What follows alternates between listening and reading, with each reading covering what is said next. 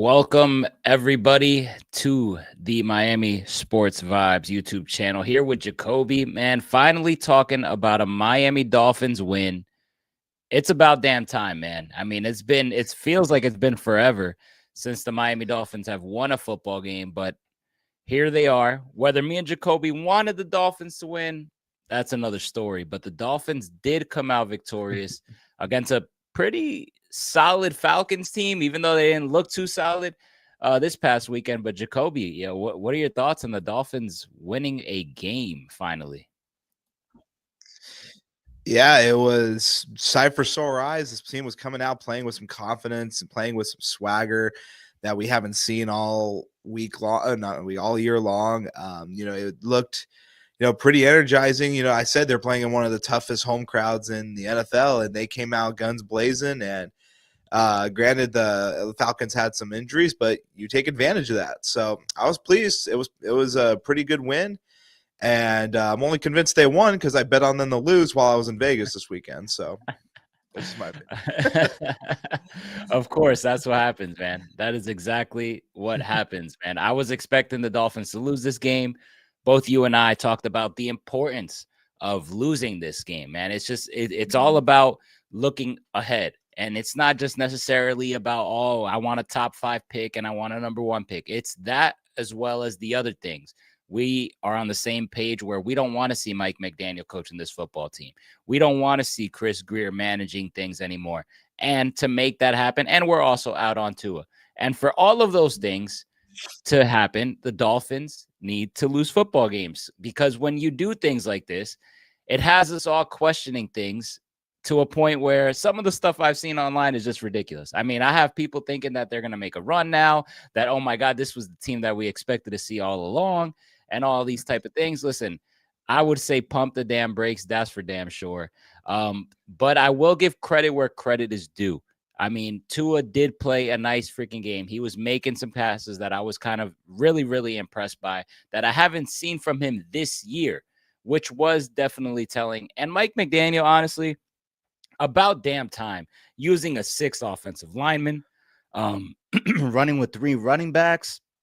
Ollie Gordon got a bunch of touches. Jalen Wright got a bunch of touches. Achane got a bunch of touches. And it's like, man, how long have we been saying this? When you stick to the run game, that just opens up things for the passing game. And that's why Tua was able to deliver those 4 touchdown passes. What are your thoughts on the entire offense and Tua's performance? It was just finally some variety, man, like mixing it up, keeping Atlanta on their heels.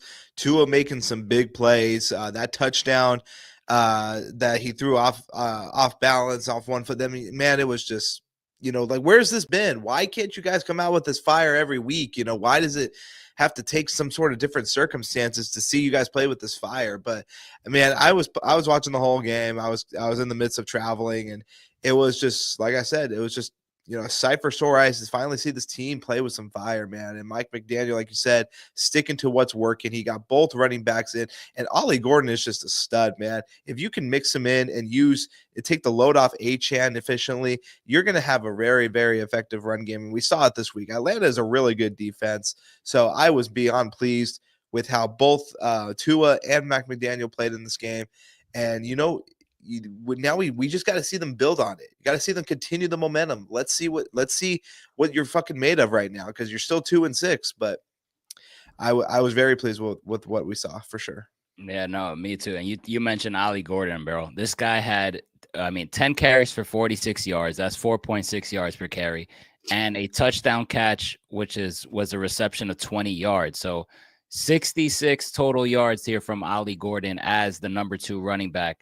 That was some inspiring stuff to see, man. And like you mentioned, 9 carries for Jalen Wright, 10 carries for Ollie Gordon, 18 carries for Devon Achane. That's 37 touches for these running backs out of the backfield on run plays, not even counting the receiving. And then 26 pass attempts for Tua. Like, that is the type of stuff that is awesome to see. And you mentioned the Falcons. They did this on the road, man, against a good team. Yes, I get it. Penix wasn't playing, but Kirk Cousins is a serviceable quarterback here. Like, let's not be mistaken. Obviously, he didn't look like it this past Sunday, but this is a guy with a pretty solid resume from his time in Minnesota. And then most importantly, we mentioned here on the show, we said you got to contain Bijan Robinson. That's what you said. You said he's probably going to get his yards rushing, but you contain him in the passing game? He only had 3 catches for 23 yards and then only ran for 25. Exactly. So the defense, I mean, absolutely just, I mean, understanding the assignment. What are your thoughts on the defense? Yeah, I mean, like I said, if you could contain him in one aspect, I think you're going to have a better chance. But they came out and contained him in both aspects. They took Bijan Robinson completely out of the game. They didn't have to really worry about Drake London, which helped because he was ruled out with an illness right before. But the defense stepped up and capitalized on the circumstances they were facing. It was just so good to see this defense come in and just get the assignment done. They, containing the run has been an issue all year long, and taking probably the best running back in the league out of the game completely on both ends, you got to just tip your hat to that, because it was just amazing to see. And trade deadline's looming, but we'll see. I mean, maybe this was a showcase for some players, but I want to see that defense play with that confidence and that poise every single week. Yeah, no, so do I, man, to be honest with you. And it's just the list goes on and on from the impressive things that the Dolphins did this past Sunday. Also, time of possession was 37 minutes and 58 seconds for Miami and 22 to Atlanta. Talk about dominating time of possession. And another thing that I love and you love to see, low penalties. Only 4 penalties caused by the Miami Dolphins. Like, Mike McDaniel had these guys finally clicking on all cylinders, understanding the assignment, playing disciplined football. I mean, he checked every single box. We talked about it on the show last time. We said, man, how great does it feel to hear Mike McDaniel calling people out, like kind of having that tough guy press conference. It was awesome to see. But then we wanted to see, how did they actually respond when it comes to playing the football game? And they checked all the boxes. I mean, it is a little bit painful, because it's like, why does it take you this long to do this? But here we are, and I got to give credit where credit is due. But this team really responded. That's what I said. I wanted to see, who is going to respond? Who's going to show me some life? Like, who is going to show me something? And from coaching staff to players on the field, they all did their thing, man. Yeah, it was, and I told you I was expecting this game to be an utter blowout. I thought we were going to see them empty the bench again, and like I told you, like I said, hey, I hope I'm wrong, but this is just how I feel about the team, and the difference a week makes. That's just. What did we talk about all last week? I said I want to see some inspiring football, some inspiring play, and that's what I feel like we finally saw. So it was definitely. Probably no, not even probably. This was definitely the best game of the year so far, and you are now entering the second half of the season. So we're going to talk about what the sights we're going to see for this team going forward. But it was about time this team went out there and wasn't a pushover and played some inspiring football. See, and then I'm with you. Even though I wanted the Dolphins to lose this game, it was hard to sit down and be like kind of mad at the things I was seeing. I was like, some of the things were just like, wow. Like, what the hell? Like, it really caught my attention, man. It was kind of that battle where it's like, hey, man, I want them to lose, but honestly, there was a lot of impressive things to take away. I was blown away, but this game right here now, I think this is probably Mike McDaniel's like biggest game of his career here. Like, if there's any chance of anything, it's this game will tell you right here. If you go back to losing, it's like, all right, everyone's set on Mike McDaniel being out. But there's a little bit of people out there that are viewing this game as like Mike McDaniel's like biggest game to date. Like, this could really swing things. How do you feel about that? Yeah, I think, well, you kind of lagged there for half that sentence, so I'm sorry. I'm going to pick up where I saw, but I'm picking what I heard. But I heard you talk about this being Mike McDaniel's biggest game of his career, and he finally came out and battled, a lot of different circumstances. But yes, I agree. Despite the words we're hearing from in and out of the media about Mike McDaniel's job security, I could just tell, like I said in the show last week, after that Cleveland game, I'm like, it's about time I see this motherfucker come out and be pissed about something and call out his players for accountability and threaten to change stuff up if no one's going to produce. So seeing him come out and actually mix in some variety, not be so predictable, have some stupid ass challenges or play calls, and keeping these guys disciplined with a low penalty. I think it was probably his greatest coach game in 2 years. So, that's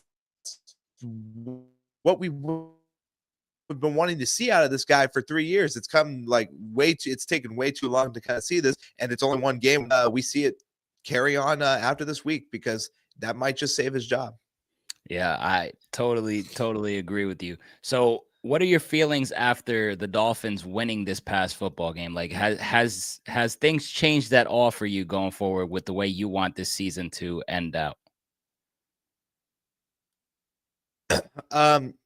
Not entirely yet, because I need to see this, because like I've said in the show all year, I need a sustainable product that can compete for a championship. I still don't think this team is going to be built for any sort of long playoff run. Like I said, I don't just want to go to the playoffs and just get their asses kicked in the wild card. My expectations and my aspirations have not really changed after this game, because it's only a small sample size, but we're definitely going to find out what this team is going to be made of. And the words are already chirping about they're not giving up on the season yet, but but my standpoint doesn't change. We need to keep building a sustainable product. You got to get the draft assets to build, and we'll see. But no, not really. My aspirations have not changed. I'm with you as well, man. To be honest, like it does hurt me to say, like, even after that inspiring win, I still want to see the Dolphins lose games. I honestly do. And it's the exact reason we talked about the beginning of the show. Like, that's just my opinion. You guys don't have to agree. I'm not going to tell anybody how to fan, but me personally, I got to give credit. I liked what I saw from McDaniel, but I don't think this is sustainable. We have seen this sample size for way too long. I'm over it. I'm over Greer. I'm over Tua. And if I want all of those three things to happen, in addition to having a top 5 pick that a new GM can choose who they want, I would like that, obviously. Then again, I understand that having a high pick is not a guaranteed, like, franchising changing player, because you don't know if the Dolphins are going to pick the right guy. I'm just saying, for a new GM to have the choice, I would like that. Now, I still would like to see inspiring football be played. I thought that was awesome to see. I want to see these guys compete. I want to see these guys battle. I want to see them catch my eye like they did against Atlanta. I want to see these guys, Mike McDaniel, go with 3 different running backs and see who has the hot hand to take over the game. I want to see him mix it up. Malik Washington finally got more involved in the passing game. I want to see some of that stuff. So I will say, ultimately, I'm rooting for the Dolphins to lose, but inspiring football is something that I want to continue to see. Would you agree?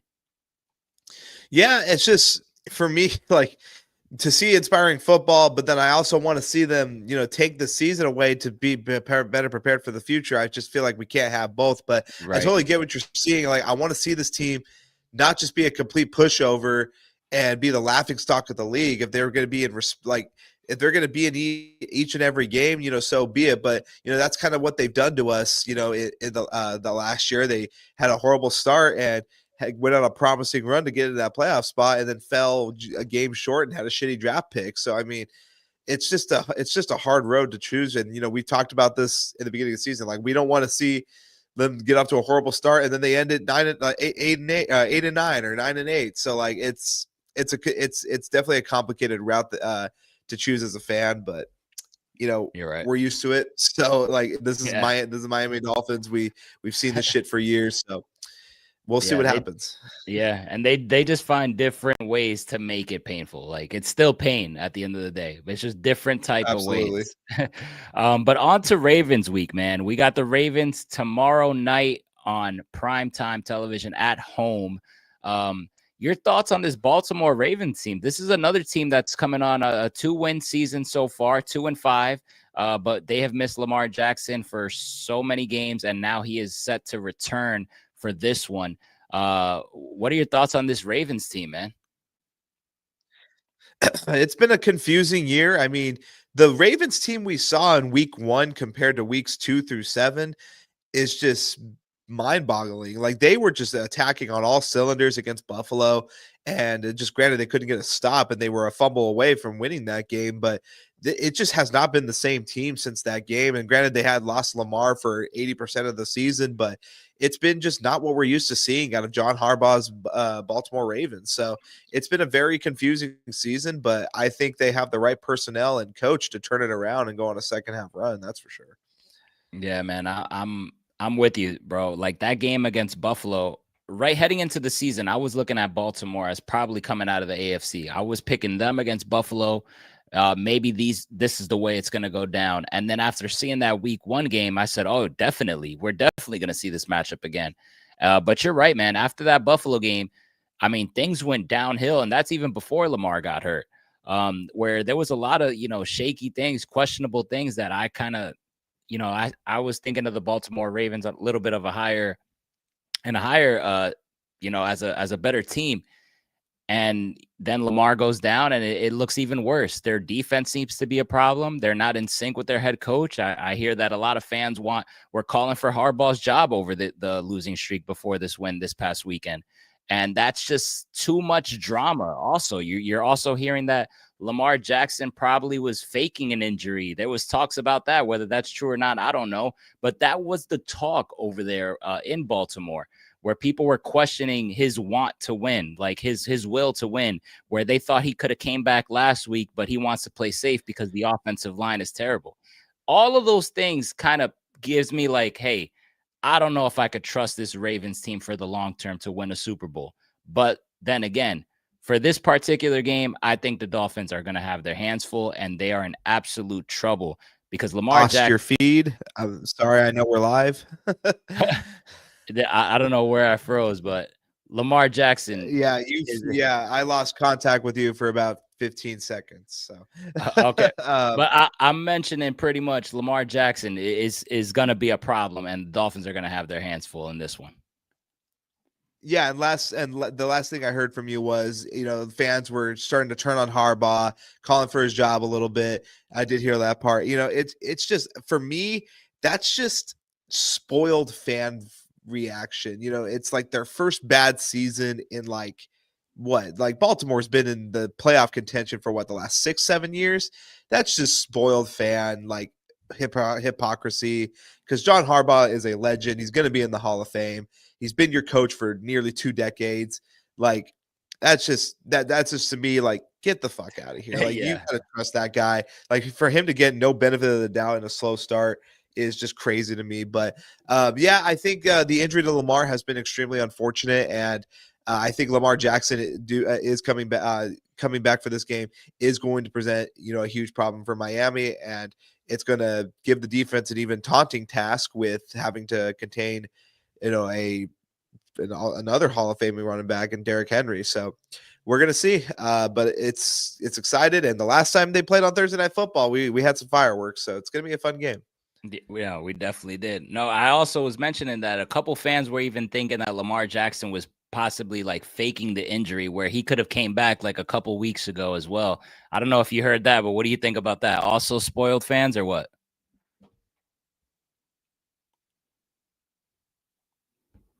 Yeah, I'd say so. I think with a player like Lamar, I think I heard you right because you lagged again, but I think with a player like Lamar Jackson, you don't want to rush any type of injury, especially with a hammy. You don't want to put him at risk. He's your franchise player, so I think it's also spoiled fan reactions. I just think like he's your franchise player. He's like the star of your city. Like you can't rush those injuries. So I think, definitely overreactions from Baltimore fan base for sure. All right. So let's head on into the Dolphins keys, man. What are your 3 keys to victory for this Dolphins team to win on Thursday? Yeah, my keys are going to be pretty simple, man. My first key is going to be do not let Henry bounce back. Henry has had a very, very weird start to his season, like probably the most unlike season we've seen out of Derrick Henry so far in the last 5 years. But do not let him bounce back. Do not let him gain momentum. You give him big spurts of runs, he's going to carry that momentum and have one of his 200-yard rushing games on you. You can't let him bounce back and have the game he's been waiting to have since week 1. And my second key is also going to be I'm sorry, containing Lamar Jackson's rushing attempts. You cannot let him get you on demoralizing third downs. Because on those third and long plays, how many times have we seen Lamar Jackson burn Miami on big runs or big passing plays on third and long situations? You got to contain him at all, as much as you can. Hopefully you can put some pressure on him. And I don't think, maybe he might be a little complacent with running with his hamstring, but do not let him burn you with his legs. You just can't do it. And I feel like Miami gives him the most opportunities I ever see. Like on these third and long plays, he just burns them every time. So you just can't let it happen. And my third key is gonna be McDaniel to continue riding the hot hand. Bring that same momentum you had in the game against Atlanta. Mix in the variety. Keep Harbaugh on the tip of his heels, and just keep doing what you're doing and keeping these guys disciplined and locked in. You're at home. Energize the home crowd. Use home field to your advantage. And I think Miami can take advantage of a struggling Baltimore team and get a second consecutive win. I love those keys, man. My first key is going to be to play disciplined football for the second week in a row. 4 penalties only for the Dolphins last week. I want them to continue on that trajectory. I hopefully get only 2 or 3 or less than that.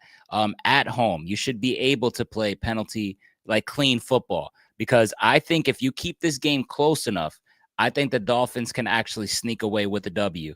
I don't trust Harbaugh calling the right plays and going with the right decisions late in games. I think Baltimore shoots themselves in the foot in that scenario, and I kind of want to play the coach's hand, and that starts with penalty-free football, as close to it as possible. Just play disciplined football. Number 2 key, I would say definitely containing Derrick Henry, man. Derrick Henry did score 2 touchdowns last game, but as you mentioned, he still hasn't had like that 100-yard popping game in a while. You know he's going to be looking for that, so the Dolphins got to be ready. Obviously, having their fullback back over there for Baltimore, that definitely helps them run, and having Isaiah Likely out there also helps them. So we got to be ready for that. And my third key is just like you mentioned, man, Lamar Jackson, you know he's going to want to do a lot of great things. He's playing at home here in Florida. We got to contain him, man. You know he can beat you with his legs. Those third downs, you have to get off the field, and don't let Lamar get going with scrambling for first downs and having these long, extensive drives. Try to keep this game close, and I think Miami does have a chance. So it's either we get blown out or it's a close win. That's how I see it playing out, man. Who do you pick to win this game? Yeah, I'm gonna stay on my gut feeling. I'm gonna give Baltimore the edge in this one. I just feel like they had, even if Miami was having a good season, Baltimore just historically dominates Miami in every aspect. So I'm going to continue to give them that edge. I'm going to give Baltimore the win in this game, but I'm not going to have it be a blowout. I think Miami is going to find ways to score, and I'm going to give them the win on this one, 24-14. Ooh, yeah. I'm going to go with the Ravens to win this game. I think the Ravens win it big time, man. I just think it's too much firepower on that side, man. I don't see Miami. I haven't seen Mike McDaniel consistently, do things in the right way. I don't see him doing that type. I haven't seen it before. Why should I think this is going to be the time to do so? I just can't see it. So until proven otherwise, I can't sit here and pick the Dolphins to go ahead and do the right things. I think Derrick Henry is too much to handle. Lamar Jackson playing in Florida, too much to handle. Better coach, better everything. I think this Ravens team is looking for a game to kind of carry them into some wins and some momentum, and I think this is where they do it against a bad Dolphins defense. Despite coming off a good performance, I got the Ravens winning this game by probably like 3 touchdowns, man, in this. Honest with you. Yeah. Okay. I mean, I think it's fair. Like I said, I think Baltimore has historically owned Miami, and I don't think it's safe. I don't think it's bad to say that they're going to have a big win down there. So, we'll see, but I think Miami will find ways to score and they'll make it manageable, but I still don't think they'll come out. So that's just hopefully it's a good game. Hopefully Yeah. it's a good game that we were able to watch something that's fun to watch. That's all I'm hoping for, man. Just compete out there. But honestly, like I said, I think this Baltimore team is they're dying for just a big win to just like really get things going over there, man. Absolutely. And I think they're gonna, because I don't see a path where Baltimore's not in the playoffs this year. So I think it's just in the stars that they're going to get on. They're going to start getting the momentum right, and it's going to start tonight or tomorrow night. Yep, I'm with you. So Jacoby and I have the Ravens beating Miami on Thursday. If Hey man, it will be a miracle to see the Dolphins go ahead and beat a Lamar Jackson Ravens team. But that's our take, man. So let's get into the fantasy football segment with the start sit, two from each of the big positions. Talk to us, man. Who do you like? Who don't you like this week, Jacoby? Yeah, another fun week. This season has just not been a disappointment. Been loving every week's slate of games so far, and think got some interesting matchups this week. And starting with my quarterbacks, gonna take it matchup wise. Gonna take Sam Darnold against the Commanders, who are still struggling against quarterbacks ranked 28th. Darnold has been up and down a little bit. He's the QB 18. I think he's gonna get a get right game this week against Washington. And my second stardom is also going to be the man down in Chicago. Going up against another matchup wise, I think is good. Cincinnati struggling against quarterbacks, and that's going to be Caleb Williams. He's the QB 12, having himself a great year, and I think he'll have himself a really good game against Cincinnati, who are struggling to defend the pass. So I think those are my two stardoms for sure. And for my situms, took a little bit of a turn.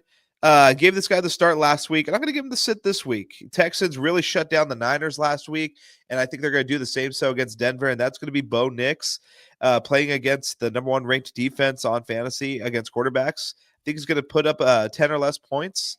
So if you got better options, I definitely scratch the waiver wire. You can probably get Sam Darnold on your waiver wire as well, Yep. as he's there for me as well. And then I'm going to go on with Dak Prescott again. He's going up against a very good Cardinals defense who are in the top 10. He may be the QB 8, but he had a very staggering performance against Denver last week, putting up only 6 points. So those are going to be my quarterback ones. I think they're pretty solid, and I think they're going to pretty much pay forward. I've been hitting on a lot of picks, so those will be mine. I like staying away from Dak, man. Arizona has been a sneaky, pretty damn good defense this season, so I'm with you on that. Absolutely. Absolutely. Now going to my running backs, I'm going to give the man in Miami tomorrow, Derrick Henry. I'm going to give him my start. He is the running back 19, and I think he's going to have a big game for Baltimore. Probably not 200 yards, but I do think he posts over 20 fantasy points tomorrow. No brainer. Sorry here. And then going to my second is going to be in New England, and that's going to be Ramondre Stevenson. He is questionable, but I do think he plays. Atlanta is struggling against the run on their defensive wise. They jumped all the way down to the ranked 24th. I think Ramondre Stevenson has a good game because New England is playing out of their minds right now. Mike Vrabel is doing a very great job over there, so I'm going to give him the start as well. And now going to my situms. I'm going to give this guy the second consecutive week because he's not failing to disappoint, and that's Alvin Kamara. I'm actually going to sit him for the first time in my league. I've started him all week, and he's had two back-to-back performances under 7 points against bad defenses. So I'm going to give him the sit this week for sure. And I'm going to also go to J.K. Dobbins for the sit as well. Dobbins going up against Houston. I think Denver's going to have all sorts of problems with that defense. So I think those are pretty good for the running backs. Listen, the Derrick Henry is a guaranteed lock for over 20 points for sure. I think so. I think he'll have at least one big run for sure, and then we'll get half the points right there. Hell yeah. And sure. Now going on to the wide receivers, I'm going to give the wide receiver 6 on the league right now, Michael Pittman, the start against Pittsburgh. He's they're averaging around 40 points to wide receivers, and I think Pittman carries his momentum from the last 2 weeks into Pittsburgh, and I think he gets over 20 points again for the third consecutive week. And then going over back to Miami, Zay Flowers, I'm going to give him another start. Miami surprisingly is ranked number 1 against the wide receivers right now. Yep. And they must have jumped up a lot from this from their game last week. But I think Zay Flowers has a big week with Lamar Jackson back. I think he finds the end zone once. So that will be my 2 starts. And then for the sits, I'm going to go over to LA with Devontae Adams. He might be the wide receiver 12, but New Orleans has surprisingly put up a good defense against the wide receivers. And I think this one's just like a little gut feeling for me. I think he's going to have a bad week. So that's going to be Devontae Adams for my second sit. And I'm also going to go to Cortland Sutton for the Denver Broncos. I just don't like anything going up against this Texans defense right now. They're hitting on all cylinders. So I think those are pretty solid picks for my wide receivers. Yeah, Miami #1 against the pass with free agent cornerbacks makes Yeah, absolute no sense. no sense at all. So it just must have been like the point combination, but I don't know. So Yeah. going on to my tight ends, I'm gonna make the man returning, making his debut for my team since I traded for him because he has not played since I traded for him, and that's Brock Bowers.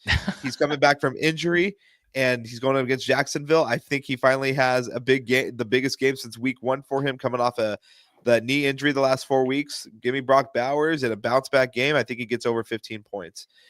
And my second one, I'm going to give this guy because he's a waiver wire. He's on the waiver wire for me right now, but he's going up against the least ranked defense against the tight end.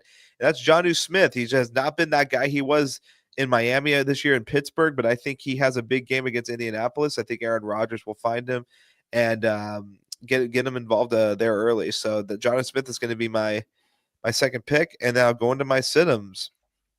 I'm going to give Tucker Kraft a sit this week. I know he's been Jordan Love's favorite target to go to, but I think I honestly think Green Bay is going to stomp all over Carolina, kind of like what Buffalo did, and just take all the offense out early, maybe explore the run more. I think Tucker is going to have least targets to go to get from Jordan Love this game. I think they're going to put that game away pretty early. And my second one's going to be Hunter Henry. Atlanta's #1 against tight ends still. They did a good job the last few weeks, and Hunter Henry hasn't surpassed 10 points in the last 5 weeks, so I'm going to give him another sit there. So those are my stardom sit-ems. It's been a fun few weeks, and I'm excited to see this week. It's going to be interesting, and hopefully it helps you guys. I'm surprised you didn't go with Lamar Jackson. Is that because you want to see how it plays out with the hamstring? I just think Lamar Jackson is, if you have him, you drafted him early, I think you have to start him. So right. I just feel like, if he's available to play for you, you got to play him. So I just think it's a no-brainer. And thoughts on this Colts team, man? Like, are you bought in? Are they for real? I am bought in, actually. I love watching this Colts team. I've been a Michael Pittman guy for years. I think this Colts team is for real, and I think Shane Steichen's doing an amazing job over there, and we'll continue to see. But this Colts team's been really fun to watch. And bro, because I know for the first couple weeks we kept saying like, I don't know if we're there on. I'm not buying it. Yeah, we were not buying it for a long time, but now I'm like, hold on, let me see if you actually believe, because a lot of people are believing now. Literally, dude, it's been a wild showing for that team. Yeah, and they're a record-breaking field goal away from being undefeated. Yeah, exactly, bro. I mean, damn, man. I think they go against Pittsburgh this week, right? Yeah, they did. I think. Yeah. You think they beat Pittsburgh? I think they do. I do. Me too. So, crazy, man. Crazy. There's always one team in a season that has that crazy, like, shocking turnaround and makes the playoffs. There's always one team out there. I guess it was the Colts this year. Yeah, hopefully it's us next year. All right, man. Well, this will get us out of here. Wrapping it up. We will be back next week to talk about the game and preview the next one. Jacoby and I once more have the Dolphins losing this game to Baltimore. We think it's just too much with Lamar coming back, and Derrick Henry is just waiting to have a crazy game, and so are the Baltimore Ravens. But Absolutely. We'll see how it goes. Hopefully Mike McDaniel can double up another positive performance. Hopefully he mixes up the running game, gets Jalen Wright involved, and Ollie Gordon, all the good stuff that they did this past week. And if not, we wouldn't be surprised. Let's just say. No. Subscribe to the channel. What happened, Jacoby? Oh no, I'm just saying I'm excited for this one. It's the Thursday night, and I think there's just always something interesting when they play Baltimore. I just think, I mean, look at the last few years, those big comebacks, and yeah, I'm excited to see it. It's gonna be fun. It's true. We did have the big comeback. Then we had that one game where we didn't think we were going to beat Baltimore, and Flores was just blitzing this guy like crazy. Yep. We'll see how it goes. Thursday night football, you never know, man. But yep, absolutely. Subscribe to the channel, hit the thumbs up button, and we will catch y'all next week. Enjoy the game, everybody.